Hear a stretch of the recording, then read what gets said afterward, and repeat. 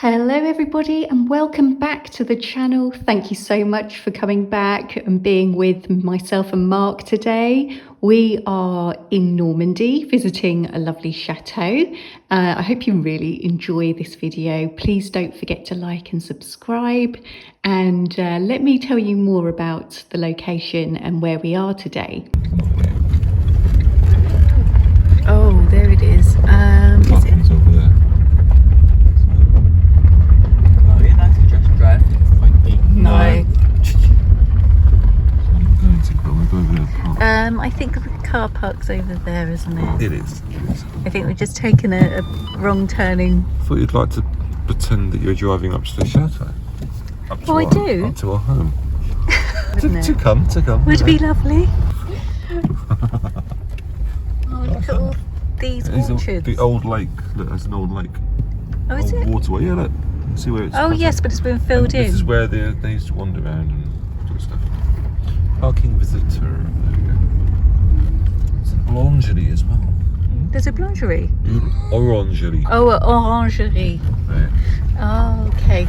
We are visiting the Chateau du Bourg-Saint-Leonard, and that is in a village in Normandy called Goffern-en-Auge.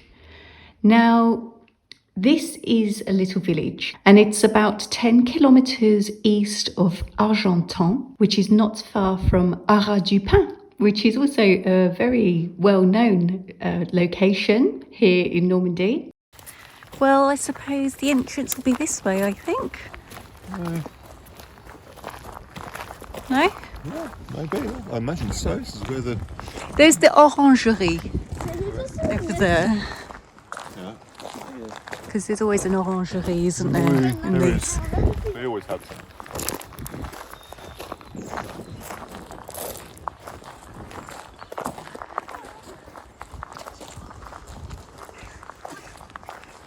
But they have guided tours.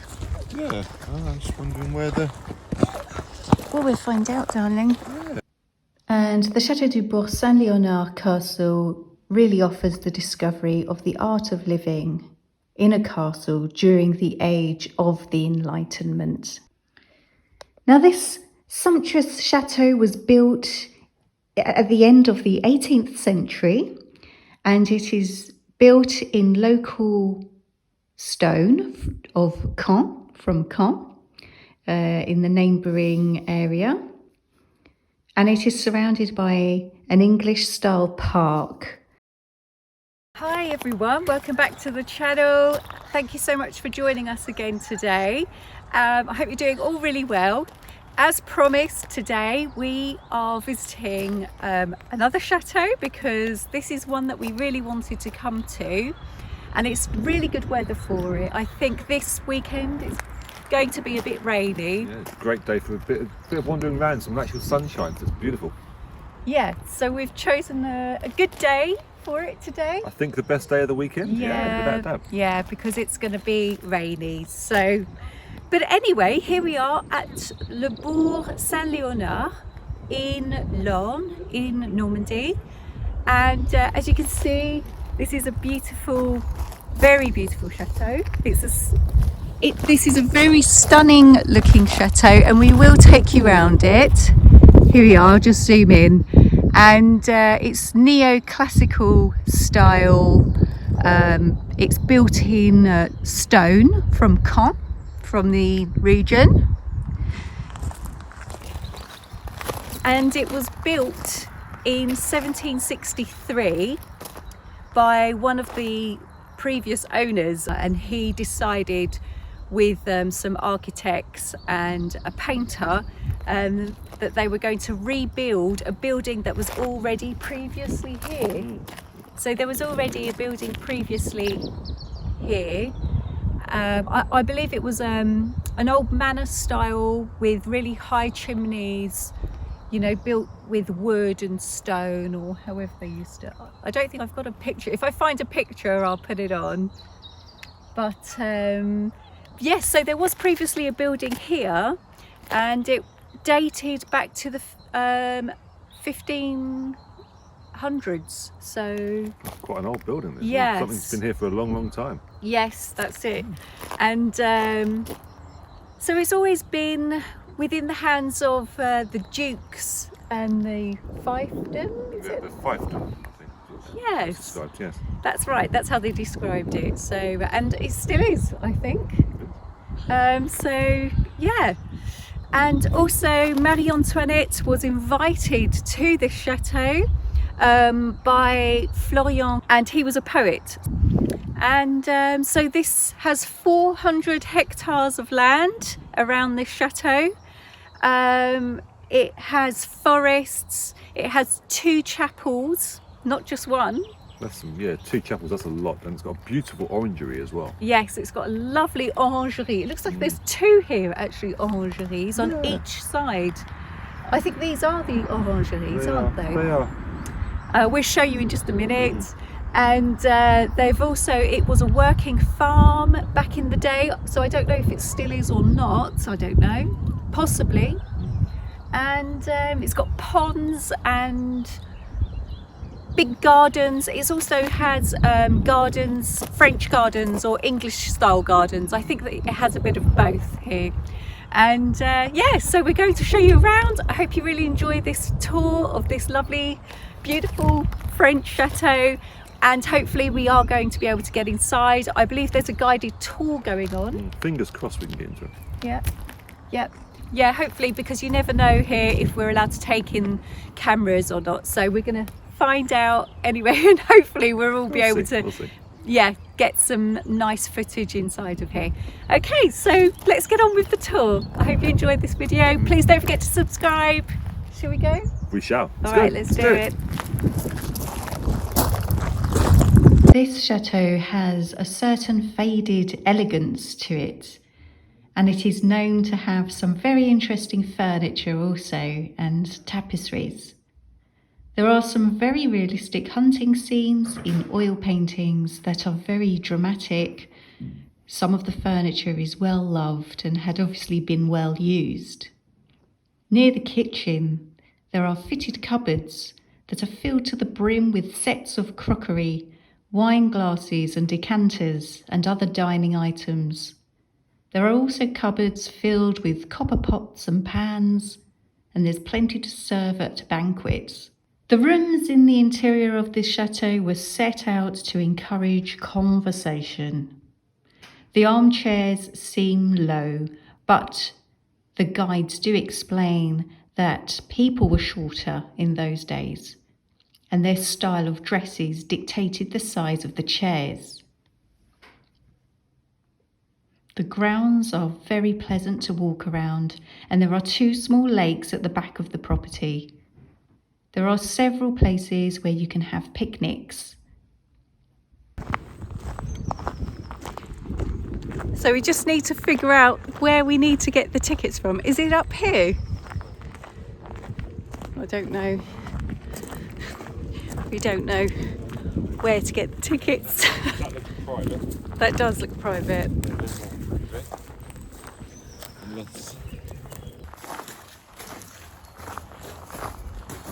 Does it say any information? 6th of May to the 2nd of July.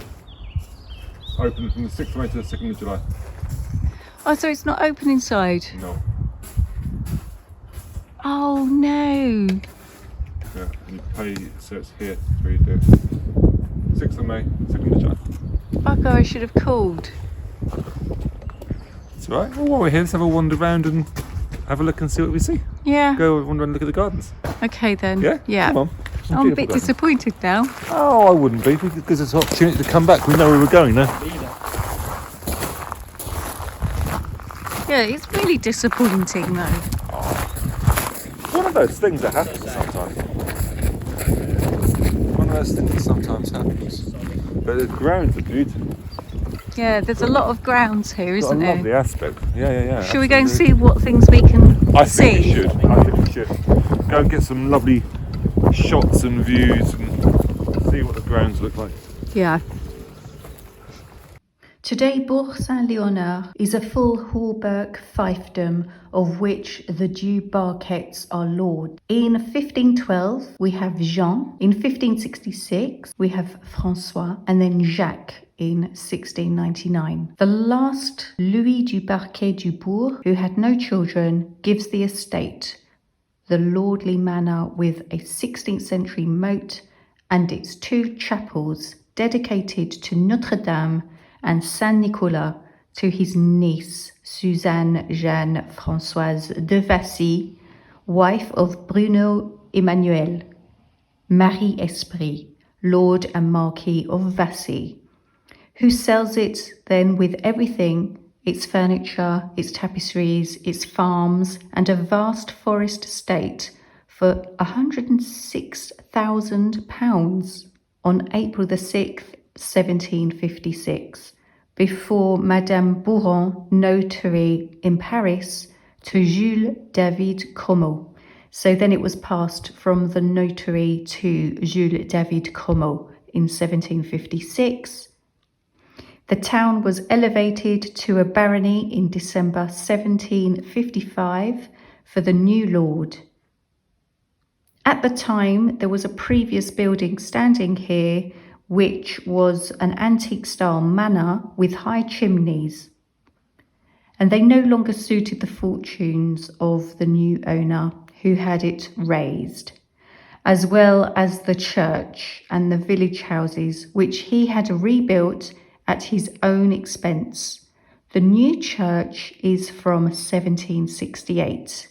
Jules David Como, Baron du Bourg, with the architect Alexandre Gérard Vermut, student of Chardin for drawing and of Chevrolet for architecture, and along with the painter François Snyders, will build the new residence between 1763 and 1767, which is this beautiful stone building that we now see today.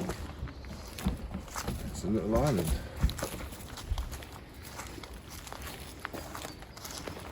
Yeah, it's very pretty. Isn't it? It's lovely.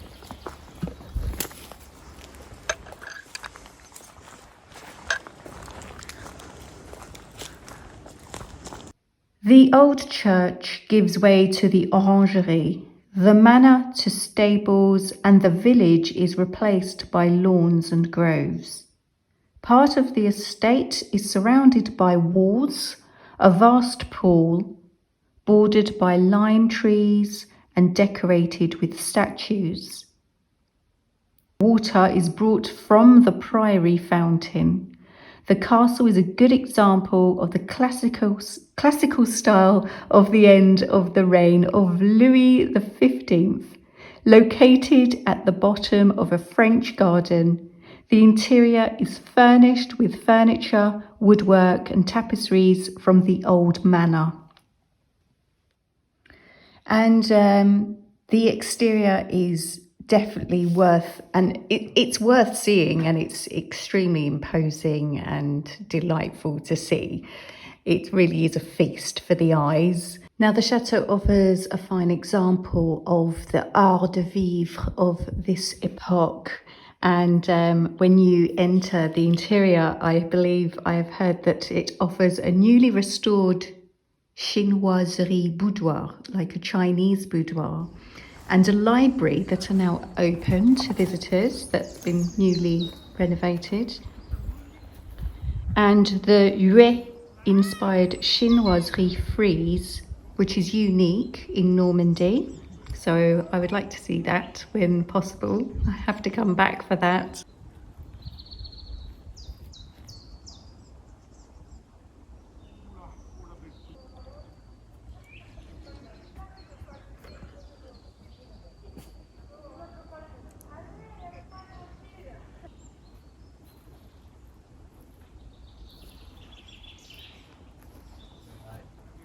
So it's really beautiful on the grounds, isn't it? It is. I love the grounds. It's absolutely stunning. Standing here in the woods on this little island with some beautiful trees around it is just so relaxing. It's lovely. With all the water and it's so serene, isn't it? It's just very dreamy. Very and soothing. Very soothing. It's really soothing, actually. Yeah. Really making me feel quite calm at the moment, actually. And it's full of forest, isn't it? Like just the trees are really beautiful. There's some really big trees here, actually. There are some lovely trees. They've been here for a very long time. And without them, actually, we wouldn't be standing on this island because they're holding it together. It's, no, it's stunning. Absolutely stunning. I love it.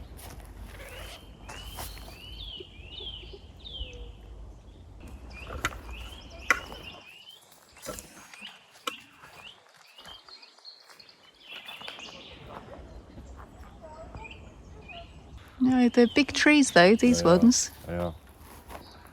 Really I'm big. thinking redwood, but I don't think they are. I think they're like a thuja, so like a cedar. That's what I think they are. They're a cedar. I really should know because I just should know my trees, but my brain's not kicking into life unfortunately for these ones. But they are amazing, and they're very old. They've been here for quite some time. Quite some time.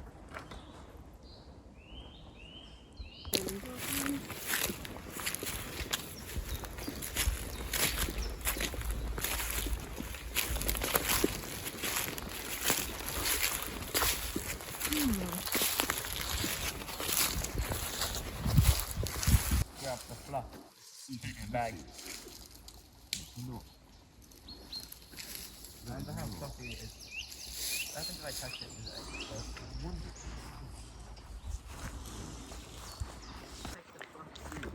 So it's always so nice to come and walk around these chateau grounds because they're just always just delightful and just so serene and calm, and just listening to the bird songs, and there's some really amazing birds here. Really amazing birds here.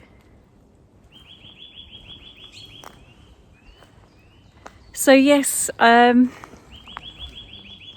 unfortunately we can't go into the chateau then, and this was a risk. This is always, at this time of year, it's always a risk that you're taking, that you may not be able to get in because the chateaux aren't open yet. Especially the privately owned chateaux, the smaller ones, you know. There's no guarantee sometimes that you're going to be able to get in, but you can walk around all the lovely grounds and listen to the birds.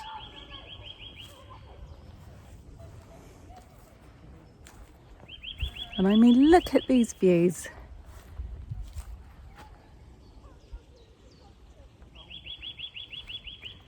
This chateau has 400 hectares of grounds here, and people like Marie-Antoinette have been here walking around, you know, so it's still a lovely experience. And yeah, it's still beautiful just to come here. I am a bit disappointed that I can't get into the chateau though. I'm not gonna lie. I'm not gonna lie, but we're going to have to come back and do a good visit here, and we will, because it opens, I believe, at the end of May or June, so we will have to come back. And I do have planned visits to return to chateaux this year from last year, because they have events going on and we're going to have to do second visits on those as well, so we will be doing those.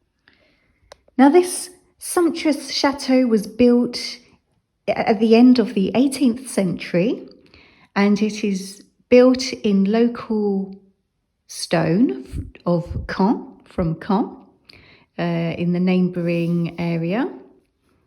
And it is surrounded by an English-style park with forests covering an area of more than 400 hectares. And the estate was bequeathed by its last owner, Mrs. de Forceville, and upon her death in 1954, she asked that the commune of Bourg-Saint-Leonard would look after this beautiful historical building under the conditions that they would make it into a museum that would be open to the public. And that is exactly what has happened. And you can visit, only the ground floor of the chateau is open. So the interior is open to the public at certain times of the year. And I believe it's from the end of May into the summertime, to August. So this is a really stunning piece of historical architecture.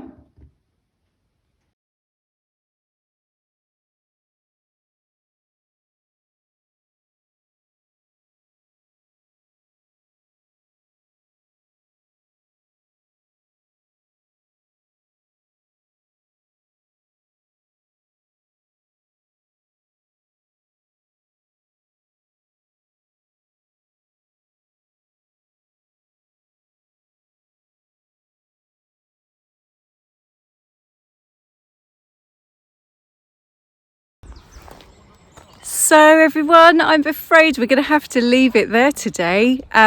This was a bit of a spontaneous visit, and I had no idea what to expect, if it was going to be open or not. And I should probably, you know, check these things out a bit more. But that's the joy and the fun of this, isn't it?